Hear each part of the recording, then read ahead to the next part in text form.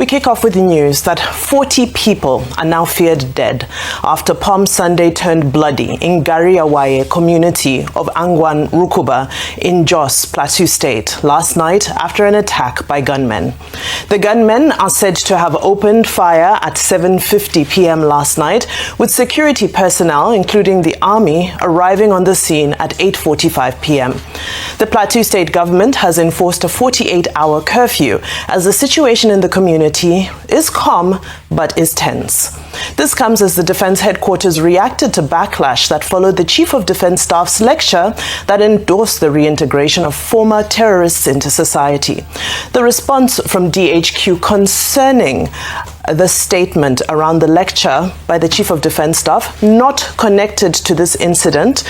Thank you very much. This statement reads, second, the comments by the CDS were made within the context of a professional military doctrine lecture, emphasizing the importance of multidimensional conflict resolution.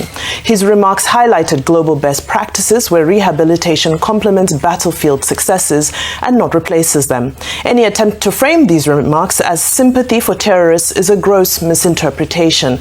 Well, that was part of the statement. You'll remember last week we had spoken about, some references about to the prodigal son and so forth. So DHQ was saying that all these comments need to be taken in a holistic manner and that the people being addressed were other military men. Well, meanwhile, Nigerians have converged in the comments section of an Instagram post by the president of El Salvador, Nayib Bukele, where he declares that those who have graduated from the University of Crime cannot be rehabilitated. Darles una oportunidad. Además, ¿qué oportunidad les podemos dar? Les podemos pagar un estipendio por no ser criminales como hacen otros países. Les pagan, básicamente es un incentivo para ser criminal. Porque ahora hacen dinero de la criminalidad y encima reciben dinero del gobierno. Entonces, presidente, la única forma de solucionar un problema que ya existe de inseguridad es con fuerza. Con la fuerza del Estado. Que yo lo he dicho en otras ocasiones, todo Estado es más fuerte que sus grupos criminales presentes en su territorio. No hay Estado que no pueda contra los criminales. Si un Estado no vence a la criminalidad es porque el Estado es cómplice. His final words, he says, if a state does not overcome crime, it means that state or a part of the state is complicit in the crime. Now, I'll come to you, Rufai. Yeah. Harrowing, horrifying news. If you look at those images and videos out of Jos from last night, they're still counting bodies. We have our correspondents on the ground there, and the situation is just so sad. And all of this in the context of how are we handling criminality? The debate continues about reintegration and reform and rehabilitation, but this is the situation on the ground. Look at this community. They're counting dead bodies this morning. It was a sad, bloody Palm Sunday. See, when the Irish crisis happened and Londonderry happened, one of my favorite rock bands used to sing a song called Bloody Sunday, Sunday, Bloody Sunday. And there's a portion of that song, Sunday, Bloody Sunday, said, how long must we sing this song? How long must we sing this song of pain and disaster and harrowing situations like this? The total evisceration of humanity. People are killed, murdered in cold blood. And it segues back to the conversation about the DHQ. I mean, when we took umbrage at what the military head did say, it was a corrective measure. He goofed, pure and simple. He missed the ball, trying to preach a message of reconciliation. See, you use that for military doctrine. You say you try to rehabilitate people because you want society to move on. But those military doctrines do not work in this part of the world. See the killings. See the numerous peace deals. Have these people respected the peace deals been by? No.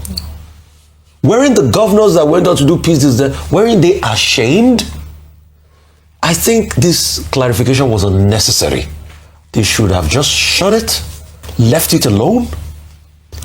It's not everything you react to. And I must tell people that speak for ministries and government in this country, when you goof on an initial premise and people call you out, it's just best you shut it up. You don't need to react and push in a press statement because it just increases the hurt. Yeah. You were talking about a prodigal son in a country where these terrorists kill people. So why don't you make a case for the family members of the people they killed? Just like we're trying to make a case for the people killed in Jos today. Who is going to bring succor and help to their family members? Who is going to pay for this killing that has been done? The only offense they've committed, they stay in a part of this country and they are Nigerians. And they swear allegiance to the sovereignty of this country. Yeah. And nothing is being done about it. So people should not come and tell us cock and bull stories. Nabi Bukele might be hardline because in his own country, he kills these terrorists. He obliterates them. But the truth is, him saying that is also very valid because you know your country. All this forgiveness doctrine, it does not work. Right. If people wanted to repent, they will repent. And the people that are terrorists, they have a choice. Why didn't everybody choose to be terrorists? We all hurt from this country. We can choose to be terrorists, but we decided to take a good path.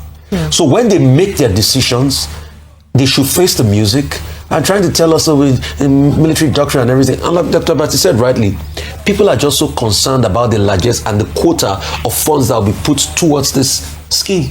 Yeah. Did Operation Suluhu work in the past? It didn't work. It didn't work. I know they are going to bring one or two people on sprinklets and say, oh, this is the evidence of it working. It's just about the funds that trickle down. We need to be able to solve this problem of insecurity, and the state must show its might. That's it. Absolutely. And I think it was insensitive trying to explain what we already know. Well, I suppose the debate is still out there. The policy is still underway, and we'll continue to see its merits and try to unpack its demerits as well, and the impact that it has on the security situation in the country.